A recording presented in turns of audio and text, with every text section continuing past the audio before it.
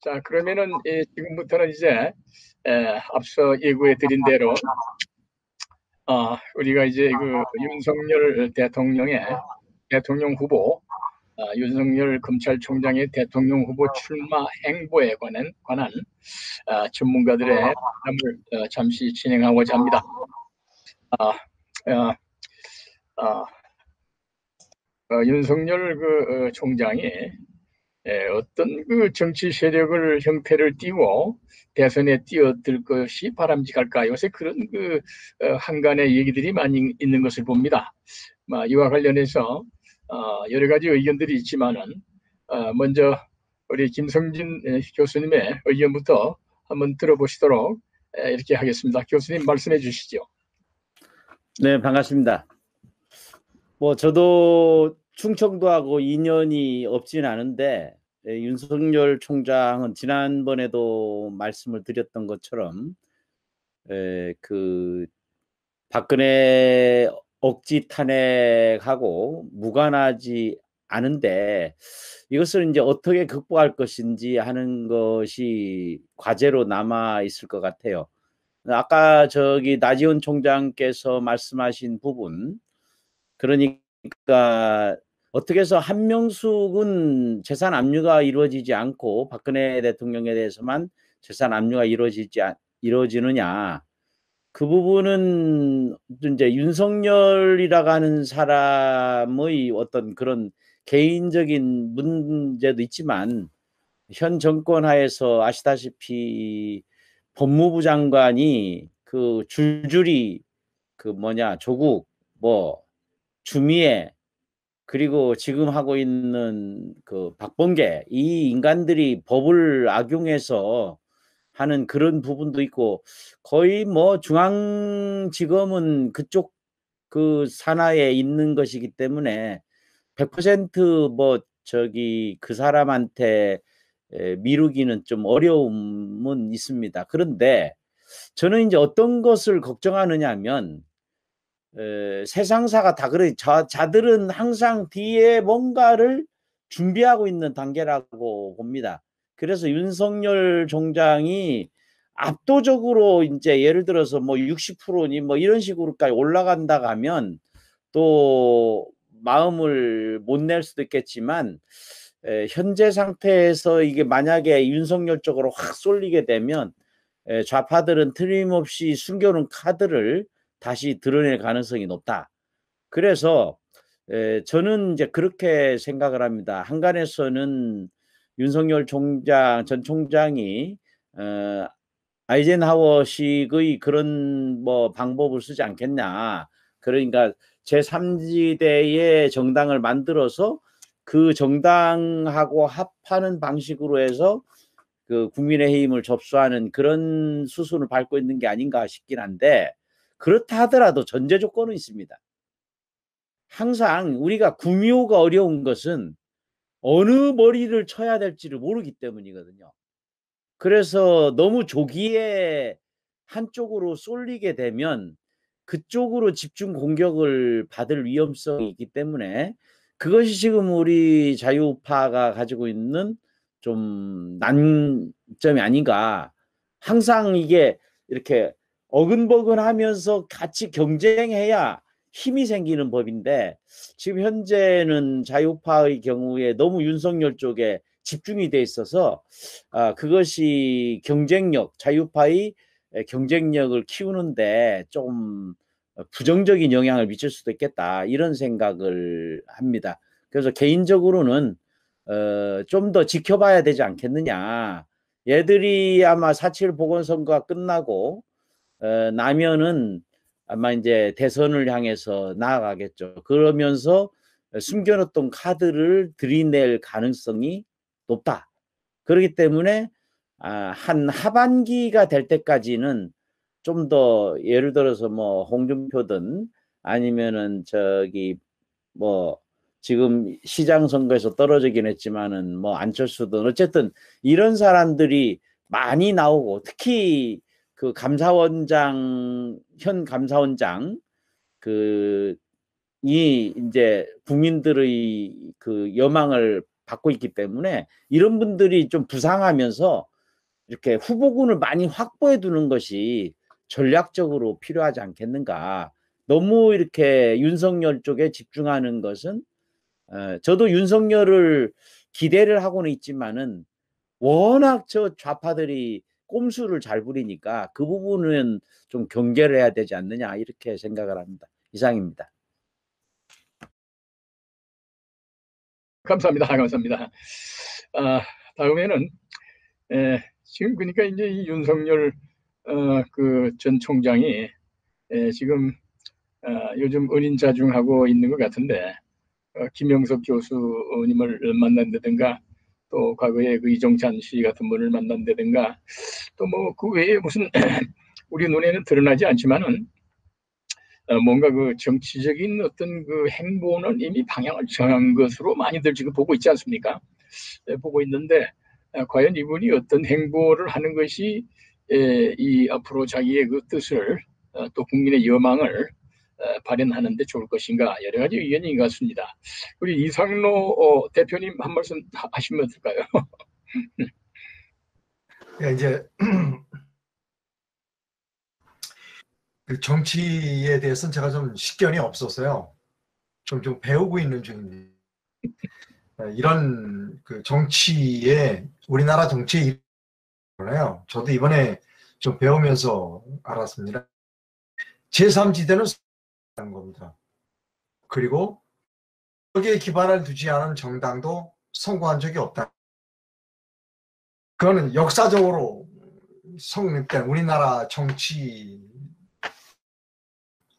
그걸 제가 최근에 좀 아주 정치 원로로부터 그 이야기를 듣고 맞는 말이구나 라고 하는 것을 느꼈고, 또 하나 이제 그 윤석열 씨가 지금 우리 그 화두가 되고 윤석열 씨가 어떻게 처신하는 것이 좋은가, 그분이 진짜 우리 우파들을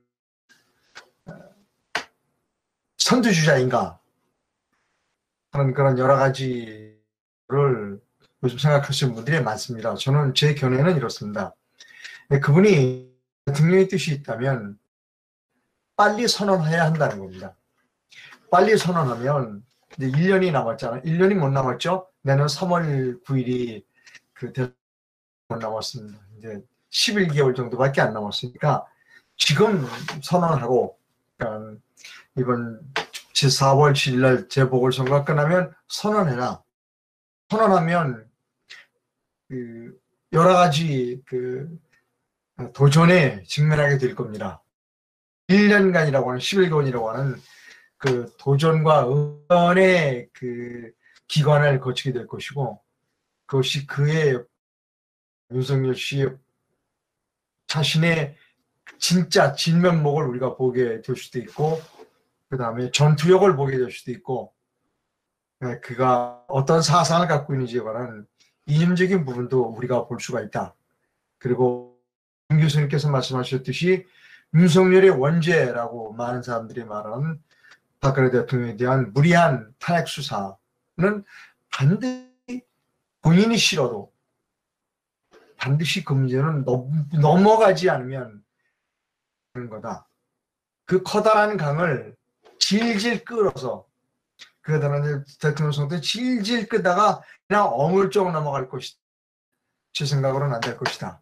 왜냐하면 어물쩍 넘어가 낙마하게 될 가능성이 크다. 그러면 빨리 지금 나 윤석열 으로 나가겠다는 선언을 해야 많은 도전을 받게 되고, 그 도전을 헤쳐나가면서 특히 많은 사람들이 그 원죄라고 하는 박근혜 대통령 탄핵에 관한 부분도 어떻게 본인이 헤쳐나가 보고 싶다. 예, 지금까지 정치인들은 강을 건너지 못했다. 자기들은 강을 건너자고 얘기했지만 그 강을 건너지 못해 빠졌다. 해안하지 못했다. 윤석열은 어떻게 그 윤석열을 싫어하는 박근혜 대통령의 탄핵 때문에 윤석열을 싫어하는 그 사람들을 어떻게 설득시킬 것인가. 그것을 우리가 필요가, 어차피 건너야 할 강이라면, 어차피 건너야 할 강이라면 지금 시도하는 것이 좋다. 질질 끌다가 막판에 낙마를 해버리면 그 다음 또 다른 어떤 우리가 대안이 없다고 생각하면 올바른 선택은 아니다. 저는 주장하기를, 윤석열 씨, 당신이 대통령의 뜻이 있다면 빨리 선언하고, 그리고 여러 가지 도전으로부터 당신을 방어하는 능력을 보여달라.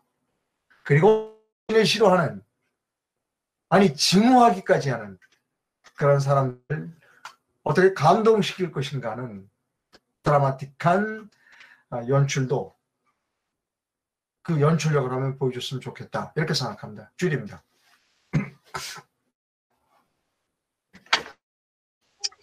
감사합니다. 좋으신 의견 감사합니다.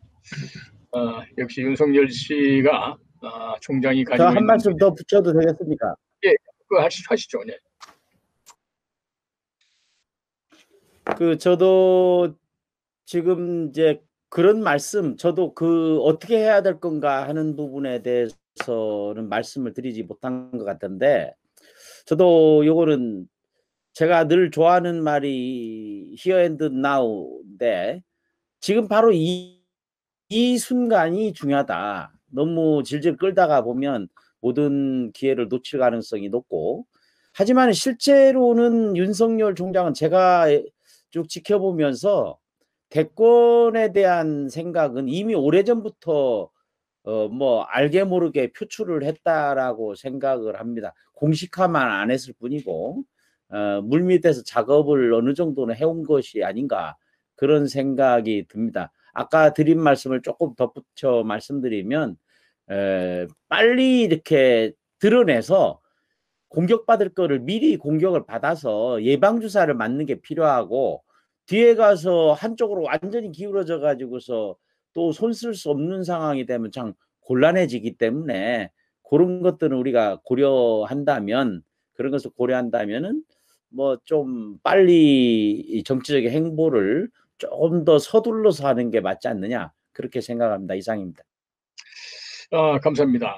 그렇습니다. 지금 이 지난주에 3월 우리가 마지막 주가 되나요? 그 여론조사를 보면은 윤석열 총장이 39.1%까지 올라갔고, 이재명 씨가 21.7%, 이낙연 씨가 11.9%, 이재명, 이낙연을 합해도 32%밖에 안 됩니다.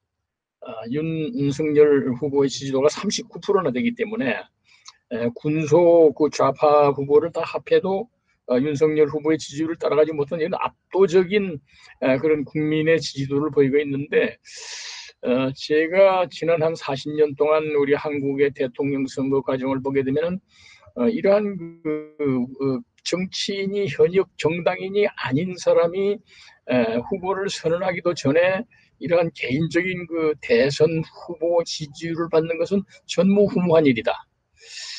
그리고 과거에 아시겠지만은 반기문 씨 같은 분이 한때 한 20 몇 프로까지 올라간 적이 있어요.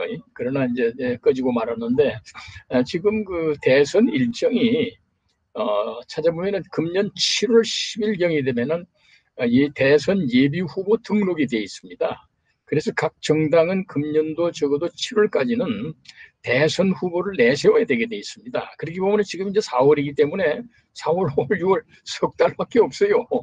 이 예년 같으면 올해는 금년에 이제 이 4.7 보선 때문에 가려서 그렇지만은 한참 각 정당이 여야 대권 후보가 서로 주거니 받거니 밀어라 땡기라가 진행될 그런 시간이죠. 시간이 없어요. 그리고 이제 문재인이를 밀어낼 수 있는 대표 주자가 믿거나 줬거나 윤석열밖에 이제 없지 않느냐 하는 이런 것 때문에 이제 우파들이 과거는 다 잊어버리고 그냥 쏠리는 경향 같아요. 자, 그런데 이제 그러면 윤석열 총장이 새로운 정당을 만들자는 사람도 있고, 제일 이상적인 것은 국민의힘당에 들어가서 거기에서 추대를 받아서 나오는 것이 제일 좋다. 지난번에 여론조사를 해보니까 그것이 제일 많더라고요. 그 다음이 이제 창당론인데, 그 점에 대해서는 어떻게 보시는지 우리 최대집 선생님 한번 말씀. 저는 정치적 식견이 짧아서 드릴 말씀이 좀 짧습니다만, 제가 개인적으로 저번에도 한번 말씀드렸지만 저는 윤석열 씨에 대해서 그렇게 신뢰도가 없습니다. 근데 이제 이분이 이제 대선 후보로 나서시게 된다면 큰 딜레마가 있죠. 예, 크게는 이제 전 정권에 부역한, 특별히 뭐 아까 말씀하신 대로 박근혜 대통령 무리한 탄핵 수사라든지 뭐 이런 것에 대해서 입장 표명을 분명히 하지 않으면, 만약에 그대로 전체로 후보로 나서신다면은 진보 보수 양쪽에서 협공을 당할 수밖에 없습니다. 그래서 이 자기 자신에 대한 정체성을 분명히 밝혀야 된다고 저는 생각합니다. 예, 저는 요 정도 하겠습니다. 감사합니다. 감사합니다. 아주 핵심적인 문제를 지적하셨습니다. 그다음에 우리 젊은 지도자이신 우리 나지원 총장님은 어떻게 생각하시는지 한번 말씀하시죠. 네, 제가 감히 여기 계신 여러 선배님들 앞에서 이렇게 말씀드리긴 좀 뭐하지만, 역대 또 들어와 보면, 아까 위원장님께서 말씀하셨지만은, 이해창 대표가 생각이 났었어요. 당시 제가 그때는 이제 대학생이었는데, 이해창 그때 아마 감사원장이었을 겁니다. YS한테 이제 반발해서 인기가 한 80% 정도로 올라갔던 걸로 기억이 납니다. 근데 저들은 어떻게 했습니까? 김대엽이라는 사람을 내세워가지고 그냥 하루아침에 낭만을 시켜버렸습니다. 낭만이 완전히 표를 받지 못할 정도로 엉터리 어떤 세상이 되어버렸는데요. 지금 좀 전에 교수님하고 또 대표님도 말씀하셨지만은 지금 만약 윤석열 전 검찰총장이 나온다 그러면 빨리 선언을 해야 될 것이고, 그리고 저들이 저런 김대엽, 제2의 김대엽, 제3의 김대엽을 충분히 준비하고 있다는 것도 알아야 되고, 그 다음에 제가 연설에도 얘기했지만은 본인이 좋든 싫든 아니면 그 조직 내에서 힘들었던, 하지만 검찰총장으로서 할 수 있었던 일도 분명히 있었습니다.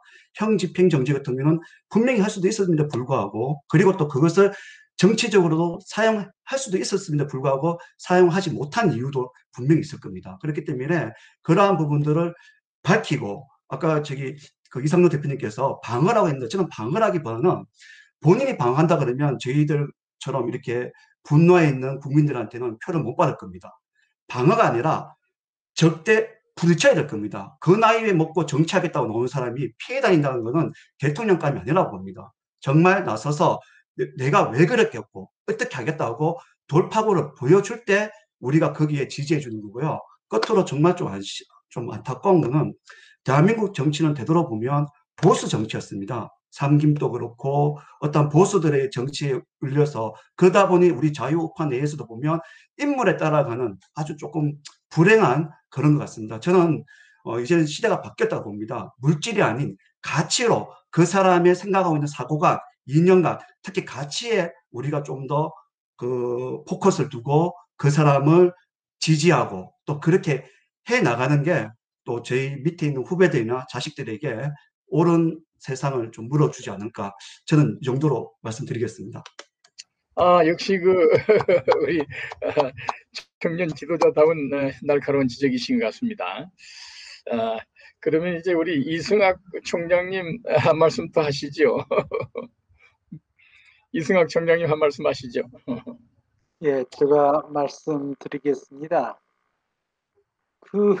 내일 모레면 제주도 4.3 사건입니다. 여기는 느낌은 남로당 해방구가 아닌가 그런 느낌이 듭니다. 제주도에선 4.3만 다가오면 보수파가 갈 곳이 없습니다. 이러한 4.3을 해결하기 위해서는 누구든지 보수파가 정권을 잡아서 먼저 4.3 특별부를 폐기 처분하고 교과서를 다시 쓰고, 중학교 교과서에 보면은 4.3 사건 주체는 남로당인데 남로당이라는 단어가 교과서에 없습니다. 중학교 교과서에는. 또 고등학교 교과서에 보면은 4.3 사건은 통일정부 수립이다, 그렇게 나열하고 있습니다. 통일정부는 뭐냐? 조선민주주의 인민공화국입니다. 또 4.3 희생자 안에 보면은 남로당 유격대, 자위대, 다음은 빨치산, 이런 사람들이 다수 포함되어 있습니다. 그래서 왜곡된 4.3 진상 보고서를 다시 작성해야 되고, 4.3 희생자들 보면은 뭐 거기에 뭐 불쌍하게 죽은 양민도 있겠지만은 남로당 인민유격대, 자위대, 남로당 간부 이런 사람도 있는데 이 사람들이 지금 생존해 있는 분들이 몇 분 있는데 이분들이 월 70만 원 받습니다. 그러나 6.25 참전용사, 월남 참전용사는 월 32만 원 뿐입니다. 다음 또 미망인, 미망인은 남로당 관련 미망인들은 30만 원, 6.25 참전용사는 단 6만 원입니다. 저희 부친님도 6.25 참전용사였는데 우리 어머니가 단 6만 원밖에 받지 않습니다. 참 이걸로 보면은 뭐 보수파 윤석열이다 뭐 할 게 없이 누구든지 정권 교체를 위해서는 반드시 보수파가 정권을 잡아서 좀 떳떳하게 우리 보수파가 갈 길을 가지 않았으면 저는 생각하고 있습니다. 이상입니다. 감사합니다. 감사합니다. 문재인과 민주당 극렬 좌파 세력이 행패를 부린 것은 4년밖에 안 되는데 실로 휴전 이후 지금까지의 모든 자유민주주의 금자탑을 산산이 부셔버렸다 생각이 되고 우리 이승학 총장님 말씀을 들으니까 역사를 바로잡는 일만 해도 정말로 엄청난 과업이 아닐까. 앞으로 참 만일 윤석열 총장이 우파를 대대해서 뜻을 이룬다면 엄청난 그런 과업이 안겨져 있다는 게 생각이 되네요. 우리 최정희 위원장님 또 고견을 한번 말씀하시죠.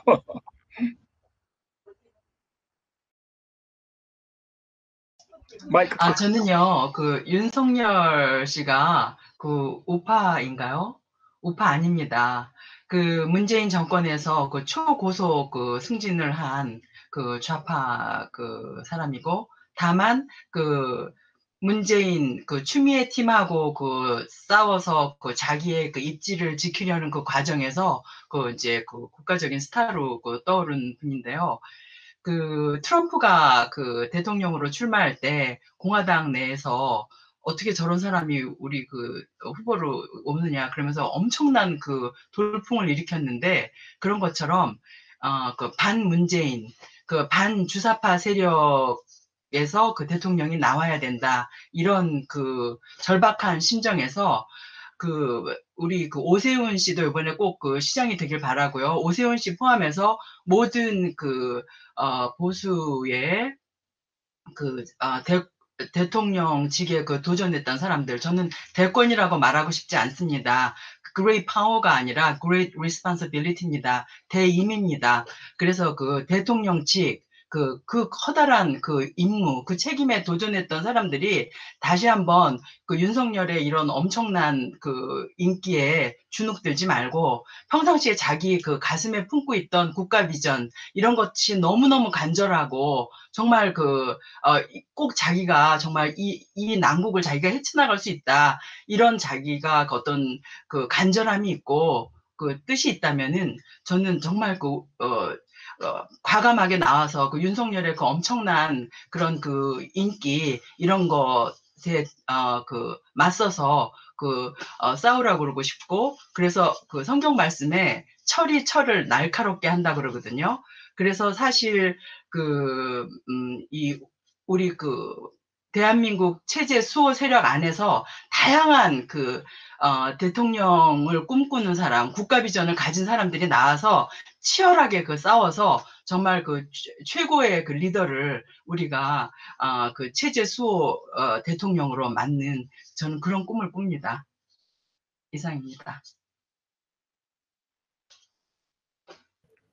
네, 감사합니다. 우리 위원장님 역시 정치 평론가적인 아주 사려 깊은 그런 말씀을 하셨습니다.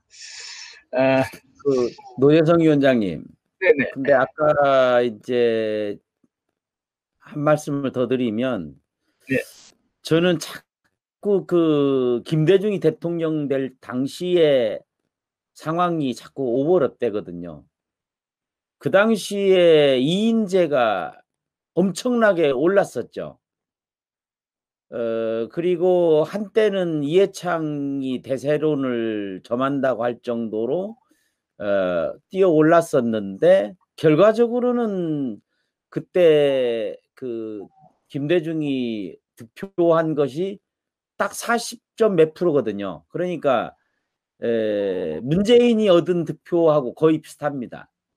그러니까 결국 그 당시에 이인재가 얻은 19점 뭐 몇 프로인가 하는 것 때문에 결국은 김대중이 됐고, 지난 대선의 경우에 문재인이 41%, 그 다음에 저기 홍준표 후보가 24%인가 아마 그럴 겁니다. 그리고 안철수가 21%인가. 이 합하면은 어차피 이겼는데, 그렇죠. 요런 것들을 자들은 아마 지금 꿈꾸고 있을 것 같다, 이런 생각을 합니다. 지금 현재는 저는 뭐 윤 총장이 우파냐 좌파냐, 이거는 저는 성향으로 봐서는 좌파는 아닌 거는 거의 분명해 보입니다. 저 개인적으로는. 그 사람이 뭐 부역했다 이런 말은 가능하겠지만 그 양반의 스타일로 보아서는 좌파는 아닌 거는 분명해 보이는데, 문제는 이제 대선이라고 하는 거는 결국 우리나라는 결선 투표가 없기 때문에 결국 최고 득표를 얻는 사람이 우선인데, 그런 거를 염두에 두고 해야 되지 않느냐. 지금은 뭐 저도 대단히 그 박근혜 대통령에 대한 이 억지 수사 내지 이거 강압 수사 이런 부분에 대해서 여전히 풀리지 않지만, 그거보다 더 중요한 것은 이 정권을 교체하는 것이다. 그래서 이 정권 교체를 위해서는 100번이라도 참고 100번이라도 용서할 때는 용서해야 된다. 저는 그렇게 생각합니다.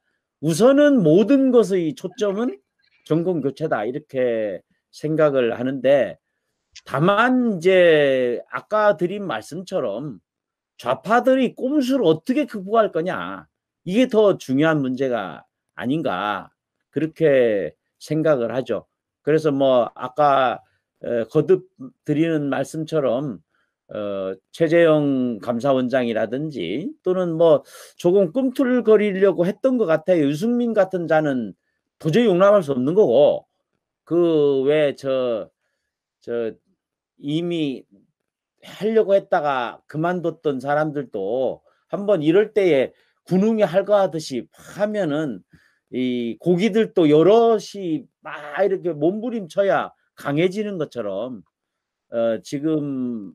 지금이 바로 그 시기가 아닌가, 이런 생각이 들어서 저 윤 총장이 뜻을 가지고 있으면은 빨리 선언해서 털 건 털고, 만약에 윤 총장이 탄핵에 대해서 내가 이러이러한 부분에 대해서 자기 반성 겸 해서 이렇게 한다면, 역으로 그 국민의힘 그쪽에 있는 사람들, 탄핵 부역자들, 이 사람들도 대세에 밀리듯이 탄핵에 잘못한 부분을 과오를 인정하지 않겠는가. 그래서 역사의 물길이 또 잡힐 수도 있지 않겠는가, 그런 생각을 해봅니다. 다 시대에 따라서 주어지는 역할이 다르기 때문에 뭐 그렇게 생각을 합니다. 이상입니다. 감사합니다. 오늘 아주 우리 역시 자유우파 일선에서 이 문재인 반역 세력과 싸우시는 지도자님들의 그 여러 가지 폭넓은 견해가 대단히 유익한 그런 말씀이라 생각이 듭니다. 다만 오늘 대체로 또 의견이 일치되는 것이 하나 보면은, 아무튼 뭐 가부간 이렇게 뭐 일단 국민들이 지지가 나온 이상은 빨리 뛰어나와야 된다. 그거는 아마 의견이 되게 같은 것 같아요. 그리고 그분이 뛰어나와가지고 해체하는 문제, 전략적인 문제, 뭐 앞으로의 그 문재인 정권의 그에 대한 대응수, 이런 것들은 이제 앞으로 전개될 상황에서 어떻게 해체하느냐가 문제가 되겠죠. 다만 이제 그 윤석열 씨가 좌파냐 우파냐 하는 문제는 그분이 얘기한 중에 헌법과 법치주의를 그분이 계속 반복하고 있죠. 그 다음에는 또 이분이 퇴임하기 전에 말하기를 앞으로 어디 있든지 국민과 자유민주주의를 위해서 싸우겠다 한 얘기가 있기 때문에 그 면에서는 이념적인 정향은 분명히 좌파는 아니다. 그건 분명히 한 것 같아요. 아무튼간에 오늘 이 여러 지도자님들의 말씀을 잘 들어보면은 윤석열 총장이 앞으로 어떤 길을 걸어가야 될 것인가 하는 이정표가 나올 것 같습니다.